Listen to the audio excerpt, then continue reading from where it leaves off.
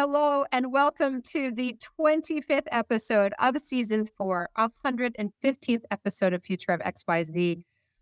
In the last 3 years, it's a great topic to close out the year and a very relevant topic that we're going to be discussing today just around the holidays, which is the future of caregiving.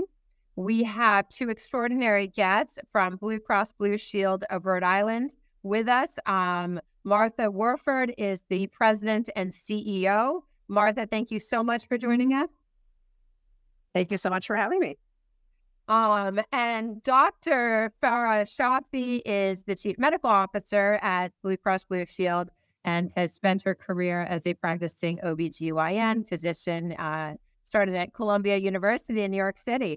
So thank you so much, both of you, for being here. We're going to dive right in because caregiving is a very, very big topic. It's quite broad. And I feel personally like it is growing in importance. Maybe it's my age and the sandwiching that's happening with my friends, or maybe it's something else. But we're going to dive in and give ourselves as much time as possible. And the first question that I always ask, we want to ground listeners in the topic. So I just ask, each of you very, very briefly to define caregiving as we're going to be speaking about it today. For sure. And I'm happy to start. And first of all, thank you for having us on your show and for your interest in this really important topic. And for us, caregiving, we really think about it as that unpaid caregiving. So the caregiving that you may be doing for a family member or another loved one. So that's the context in which we'll be talking about caregiving today. Thank you for that. I kind of figured that. And I think what's incredible to me about that definition is we're talking about family and friends or neighbors or whatever, but really family having to bear a burden that a system, one would assume once upon a time, or a community. There seems to be a transgression in kind of the social contract on this topic, which is why it's so relevant. I think what's so interesting to me is it's not just about perhaps love and attention as we think about caregiving. You think about taking care of a child and caregiving. This is something about the growing challenge of people living with, as we talked about, people living longer, the sandwich generation where you're taking care of young people and old people, perhaps shifting economic or household dynamics. There's lots of factors at work here. You both have spent your careers in healthcare. One as a business executive and the other as a practicing medical physician with crossover on both. But what is, very briefly, the current state of caregiving in the U.S.? I think in this country, there has been a sharp decrease in the number of multi-generational households and things that sort of built in that community and that social fabric you talked about at the outset. And thank you for having us on this podcast. I think I can talk about personal experiences of myself coming from a child from an immigrant family, and then also experiences with my colleagues. And I think that in general, our society thinks differently about caregiving. And I think it also really goes to your point about the social construct that's in place in the U.S. compared to other nations. Dr. Shafi, would you mind just sharing with us some data about, I did my research and I was a little humbled, I have to say. Can you just share some data around how many people are caregivers today in the U.S. and how common or prevalent this, let's call it a problem, is? Yeah, no, absolutely. I think that it's a great question, and it's something that we're kind of looking at in general. I think that we do a lot of work with an association, a company called Archangels, and they gave us data related to how prevalent this issue is. And according to their data, 1 in 2 people are actually caregivers, and that would be caregivers. As you mentioned, they could be parents, there could be special needs children, there could be children, their own children on their own. And so it's really a prevalent issue within our society in the U.S. Yeah, it's mind-blowing because it also, of course, we talk about, the social fabric and immigrant families versus others. What I was looking at, which of course is not surprising, is, the burden falls disproportionately on women. And also households of color. So those are interesting side statistics, especially since, I think we Martha, maybe you'll take this because I mean, I remember, a couple of years ago in the heat of the pandemic, having conversations on panels and these virtual conferences, and we were talking about the she session and the role of women, and where the disproportionate amount of caregiving in the home, the invisible work was really showing up, and women were having to leave the workforce in droves. That's bounced back, fortunately, but I'm not sure that actually the responsibilities have shifted all that dramatically. So it has a big effect on careers, on economics, on our emotional and well-being. I think you have a personal experience with this, if I've been told correctly. Can you share anything about that as it pertains to maybe helping better support both our friends and our family, but also maybe ourselves as this time comes? For sure. And I would just say, maybe if I can interject this, which is, I think for me, I think about it in multiple ways, caregiving, right? So we're a big insurer in the state of Rhode Island. And so I think about it in the lens of what is our obligation to our members and how do we support them? Because they're just like me and Farah and a lot of people that we know who are busy acting as unpaid caregivers. And so there's a lot of work we're doing to support insurers, just so we can raise the overall health, because the stress for women particularly, but for people in general, has been very high.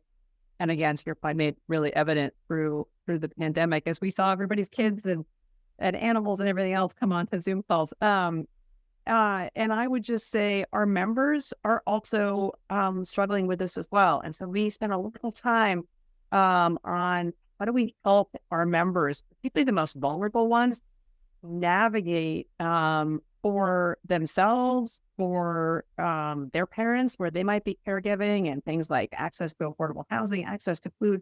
So there's a lot that people are juggling right now. I would also say, as a large employer, right, we worry a lot about our teammates, our associates, and how they're handling the sort of dual jobs that they might have of what they do for us as an employee, but also how they support their families. And then lastly, I would say as a person and the people I support in my family, I feel it very acutely. And it's been amazing how common that is across our organization, where people are really, really, both men and women. I know you opened with some perspective on women. I think when you think about childcare, that is a disproportionately felt burden by women. As you think about older parents, some of the data actually shows that that can be, shared among men and women. And I know, Farah, you have some of the data as well. Yeah, I believe so. It was the 1 in 2 number in terms of how many people are caregivers. And actually, when you look at the overall, not just the parents of children, it really happens to be that a large majority of the caregiving is falling on men in that population. So it's just an interesting perspective. It depends on who you're looking at. It's also interesting because last night, as I was going to bed at whatever hour it was, looking through my news feed, and of course, it was an article from September, but I thought it was very relevant, and it was talking about how men are underprepared to be caregivers, but they're starting to have to do it more for elderly parents. I was like, well, isn't that well targeted? Yep, absolutely. And I think well prepared is an interesting conversation about, I think it speaks to the need that we need to do, how healthcare companies need to put forth, whether it's us as an insurer working with our members or as an employer, making sure that our employees are equipped with some of those tools. Well, that's an important point because, I mean, coming back to Blue Cross Blue Shield of Rhode Island, obviously, is it's the state's largest insurer. You have over 850, employees. And I think when you talk about members, just to put it in context for listeners, there are about 400,000. So this is not a small operation.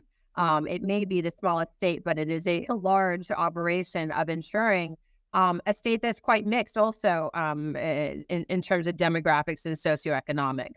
I'm curious, as we think about that, the raising awareness, both, there's the benefits. We're the only country in the world or one of 4 in the developed world that provides no paid leave of any kind, right? I mean, I had the future paid leave early on with the USPL group speaking about that.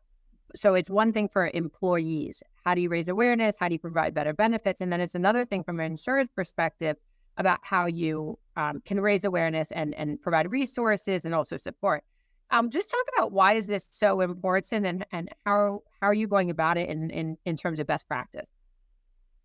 Sure, and I'm happy to start, and then Farah, maybe you can layer in as well. And I would maybe I can start with a little bit of a story about sort of how this became such a priority for us, if that's okay with you. Great.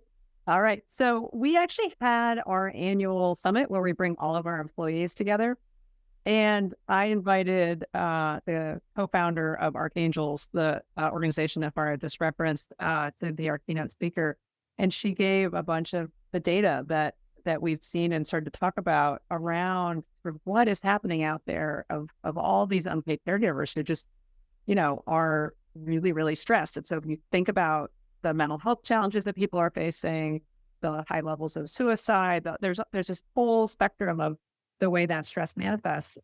So we did that, and then we had some conversation and showed a video of some leaders talking about their own personal caregiving and what they're facing, and it was really moving. And then we actually said, okay, everybody with us today, if you're a caregiver and you're dealing with this, stand up. And what was amazing is the whole room stood up. And so I think all of us were on our own little journeys trying to manage, right? Trying to juggle, trying to handle this. And I think the moment we had that conversation, everybody looked around at each other and said, oh my goodness, this is all of us. It really changed our orientation to this as an issue that people are dealing with. And maybe like you, it's time of life, right? And I'm very much in that sandwich generation. But so are everybody else in our organization. And so we have been taking steps to really normalize the conversation about caregiving because, first of all, we need to thank people, right? People need to feel valued. But secondly, they need to be able to ask for help, right? And they need to be able to raise their hand and say, I actually need to go take my mom to an appointment, or I need to go do XYZ. And so I need a colleague to step in. Or sometimes stress is so much, you just really need to talk about it, right? And I'll tell you if you want later that my Thanksgiving break, which everybody, lots of people are like, oh, you have a great Thanksgiving. I'm like, so, I can share a little bit what it's like to be in the sandwich generation for anybody who is not experiencing it, which probably isn't very many people. So we're really on a journey for us as an organization, as an employer, to normalize the conversation and then go beyond recognizing it and create programs. So to your comment on paid leave, we've actually doubled the amount of time we give to our associates when they have a situation with a serious condition from a family member that they need to go take care of. So that's something that's real and is important. And what's also encouraging is that we are doing this with a handful of other large employers who are piloting this in Rhode Island. So we're trying to act as an employer ourselves, but also to catalyze the conversation within the environment. And Farah, I don't know if you want to add more on what we're doing within our organization, because it's quite a bit. Yeah, it's quite a bit. And I think going back to your point about that exercise of having people stand up and acknowledging themselves as caregivers, I think is the first step, because people think of it as, I'm not a caregiver, this is just my family member. But in reality, if you look a little bit more about the amount of work that is involved, whether it's a family member like a child or an older adult in your family, I think that it's really telling how much it's and navigating all the systems of insurance and medical and the healthcare system and the social supports, which some people are not even aware of. So to your question, Martha, on what else we're doing besides the paid leave, also resource groups are really important. We have employee resource groups, which are basically groups that we have, affinity groups for our employees to get together and have that support. And we've sort of rebranded that from being more of a parents at work to more of a caregiving support group, to really speak to the fact that this is a little bit more than parents figuring out how to work in the workspace. It's really a little bit more broader about the topic of caregiving. And that's a really helpful. venue. Really helpful. I mean, as you said, resources, and also recognizing when you're not alone, right? I mean, there's so much power, as we know, in community. One of the things that you mentioned earlier is, the mental health toll that caregiving can take. As I was researching this topic, I read an article, I think it was by the CDC or, Centers for Disease Prevention or one of the other big, U.S. organizations, and it described caregiving for family and friends as a public health crisis, which was kind of startling, to be really honest. What are some of the health impacts that you guys are seeing related to caregiving as insurers? Yeah, and I think that's a great question because if you look at the numbers, they are staggering. I think that when people have the stress of caregiving, they tend to turn to unhealthy outlets. And if you look at the numbers that we have from the data that Archangel shared with us, 50% of people are coping with food. And when we have an epidemic of obesity and overweight and some of the chronic health conditions that are associated, like diabetes and heart disease, you can see the impact that just is compounded by the fact that it's the stress from caregiving. 70% of people that are caregivers are struggling with significant mental health needs. And when you think about the mental health crisis that the country is under, I would say that this is also adding to those issues. And then when you also look at the rates of substance abuse amongst caregivers are up to 33% compared to, I believe it was 5% in the general population. And I think the most staggering effect, and I don't mean to throw multiple statistics, but I also feel like the most staggering effect was the rates of suicidal ideation amongst those who are caregiver. And it might be 4% of the general population, but for those that are in that sandwich generation, it's up to 52%. So I would agree with this perception of caregiving being part of a crisis. And I think it really feeds into this crisis related to the ongoing health issues, our social construct in this country, and then what are some of the issues or some of the strategies that we can employ both as an employer and a healthcare company to address this issue. I find it interesting because we're talking about so many aspects of this and all of that suicidal ideation, it's the end of the line. It's like when you can't take anymore, when you're just, you're subsumed with your worries and your stresses. And I mean, just as an individual trying to navigate the medical system for basic general health care is hard, much less if you are a single parent, much less if you are English as a second language, much less if anything, right? And you're doing it for multiple generations. I find it interesting in researching both of your bios. Both of you sit on boards that deal with nonprofit boards that deal with food insecurity. I don't know if that's a coincidence, but it certainly feels to me like that's also a potential fallout of all of this, which is, if you can't work or you can't work full time because you have to give full time care, is there a correlation? Sure. I mean, I'm happy to start. I would just say for us, health is so much more than what happens within the healthcare system, right? So we spend a lot of energy thinking about what we call as the social determinants of health. So what are those social needs or social factors that really contribute? And food's a huge one. So access to nutritious food is a core part of keeping a person healthy. And when you are also taking on the burden of being a caregiver, it's really, really hard to find the time and have the financial resources to access nutritious food. And unfortunately, in the state of Rhode Island, we just had the food bank, which I'm on the board of, as you referenced, just came out with the the state hunger survey, and almost a third of Rhode Island households do not have access to adequate nutritious food. So we are in a crisis here around food that we are, as a community member, trying to do what we can. We just raised a bunch of money leading up to Thanksgiving at the organization.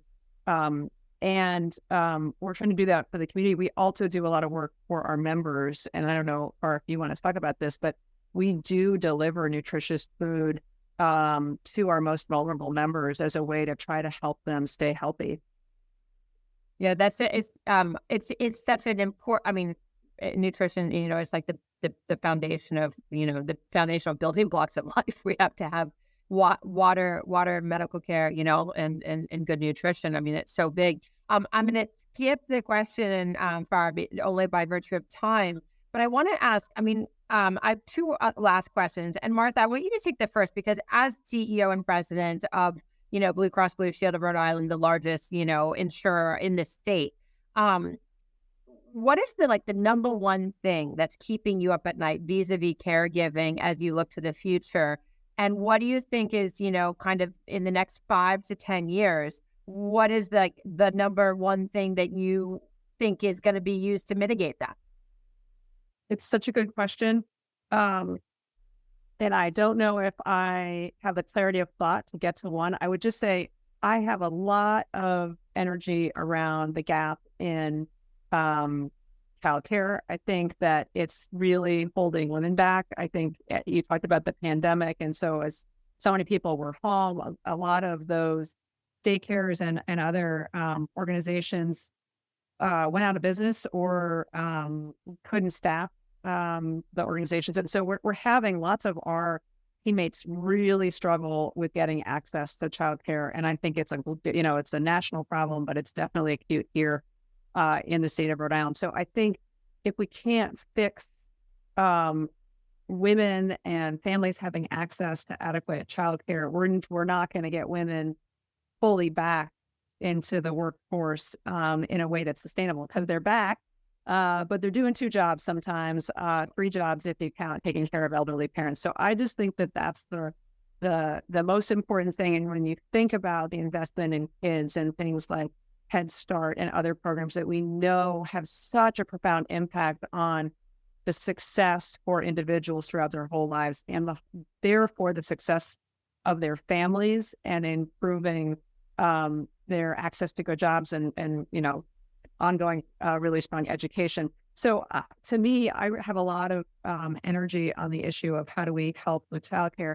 But I think as you look at the demographics of our country, our demographics are not about having more babies. The demographics are about the society aging. And so I think that many people are stuck in this sandwich generation where we need to solve better care for our aging, parents and people in our society. We've got to have sustainable mechanisms. Long-term care has not been an industry that's worked. And I've gone through this with multiple aging parents and parents, in law, and it's absolutely broken. And so we've got to figure out a structural way to help people and build that community where people can age together and